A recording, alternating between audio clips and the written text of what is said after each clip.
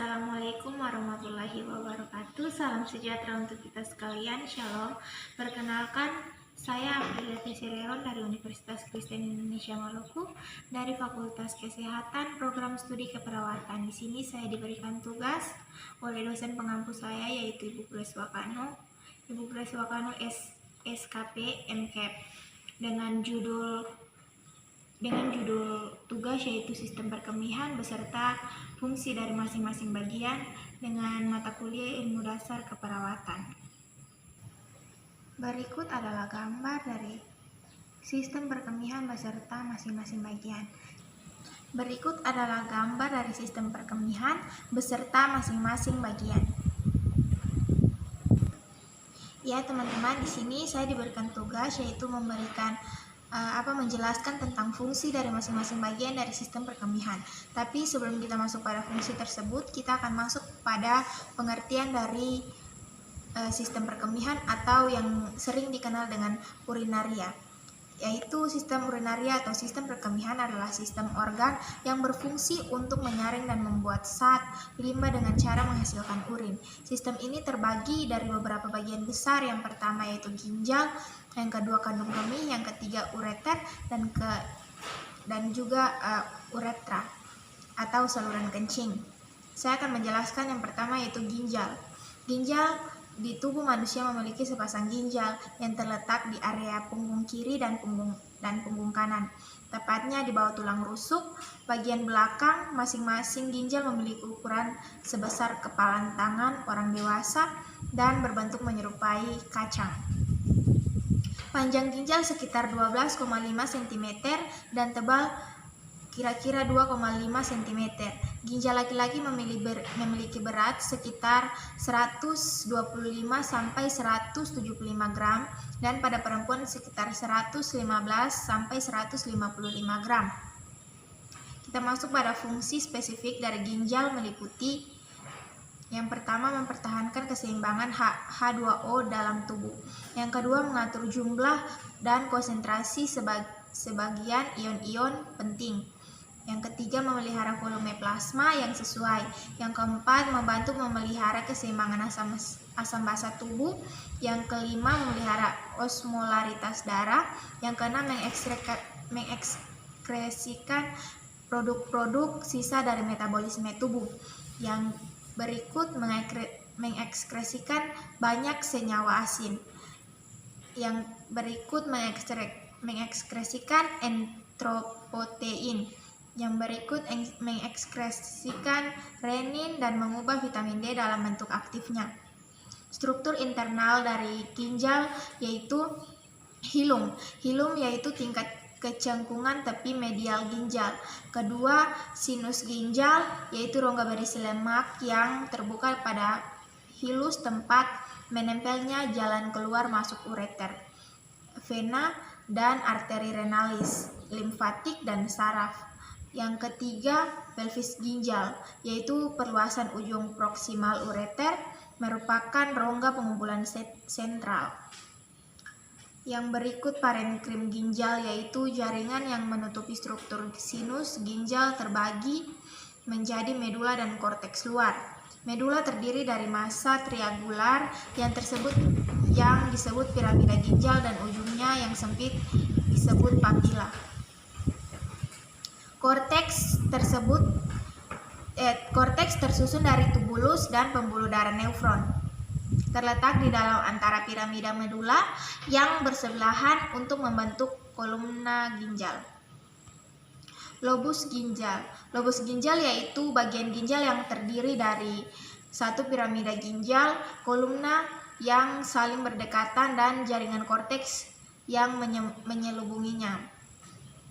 Fungsi utama ginjal yaitu adalah mengatur jumlah air dalam darah, menyaring zat limbah atau sisa metabolisme tubuh, menghasilkan hormon yang berfungsi untuk mengendalikan tekanan darah dan produksi sel darah merah serta mengatur pH atau tingkat keasaman darah. Kita masuk pada kantung kemih. Yang kedua, kantung kemih atau lebih dikenal dengan vesika urinaria yaitu suatu kantong rongga yang berfungsi menyimpan urin secara temporer, dapat direnggangkan dan volumenya disesuaikan kontraktil otot polosnya. Kemudian fungsi dari ureter. Ureter adalah sebuah duktus berdinding otot polos yang keluar dari batas medial, dekat pangkal arteri dan vena renalis. Terdapat 2 buah ureter yang mengalir dari urin dari masing-masing ginjal ke kantung kemih. Ureter berfungsi untuk mengalirkan urin dari masing-masing ginjal untuk ditampung di kantung kemih. Kemudian uretra. Secara berkala, uretra, kandung kemih dikosongkan, urin dikeluarkan keluar tubuh melalui uretra. Uretra wanita berbentuk pendek dan lurus, langsung dari leher kandung kemih keluar tubuh. Uretra pria jauh lebih panjang dan melengkung, melewati kelenjar prostat dan penis. Uretra pria mempunyai 2 fungsi, yaitu sebagai saluran untuk mengeluarkan urin dan saluran untuk semen. Selain beberapa komponen di atas, ada pula satuan fungsional ginjal yang juga sangat berpengaruh dalam sistem kemih, yaitu nefron. Satu ginjal bisa terdapat 1-4 juta nefron yang disatukan oleh jaringan ikat. Nefron mempunyai 1 komponen vaskular dan 1 komponen tubular. Terletak di dalam ginjal, berbentuk 2 daerah khusus. Daerah sebelah luar tampak granuler, yaitu di korteks ginjal, dan daerah dalam yang berupa segitiga bergaris, yaitu di piramida ginjal. Secara kolektif, semua itu sebagai medula nefron merupakan unit terkecil pembentukan urin. Karena fungsi utama dari ginjal sendiri adalah memproduksi urin, struktur nefron terdiri dari glomerulus. Glomerulus bagian nominal pada komponen vaskuler. Glomerulus adalah berkas kapiler berbentuk bola, tempat filtrasi sebagian air dan zat yang terlarut dalam darah yang melewatinya. Yang kedua, kapsul Bowman. Kapsul Bowman ini yaitu komponen tubulus berawal dari kapsul Bowman. Kapsul Bowman adalah suatu invaginasi berdinding rangkap yang melingkupi glomerulus. Kapsul Bowman dan glomerulus bersama-sama membentuk korpuskel ginjal. Yang berikut adalah tubulus contractus proximal, yaitu tubulus ini keseluruhan terletak di dalam korteks, panjangnya mencapai 15 mm. Lengkungan Henle atau yang dikenal dengan ansa Henle, tubulus cortus proximal yang mengarah masuk ke dalam medula, membentuk lengkungan jepit yang membalik ke atas dalam korteks. Lengkungan yang terbenam dalam medula disebut pars descendens, dan yang berjalan kembali ke korteks disebut pars ascendens.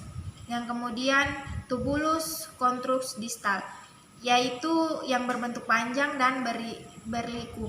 Panjangnya mencapai 5 mm dan membentuk segmen terakhir nefron. Yang terakhir yaitu tubulus dan ductus pengumpul. Setiap tubulus pengumpul berdesenden di korteks. Tubulus tersebut akan mengalir ke sejumlah tubulus cortorus distal. Tubulus pengumpul membentuk ductus pengumpul besar yang lurus. Ductus pengumpul membentuk tuba yang lebih besar ke dalam ginjal melalui kaliks minor.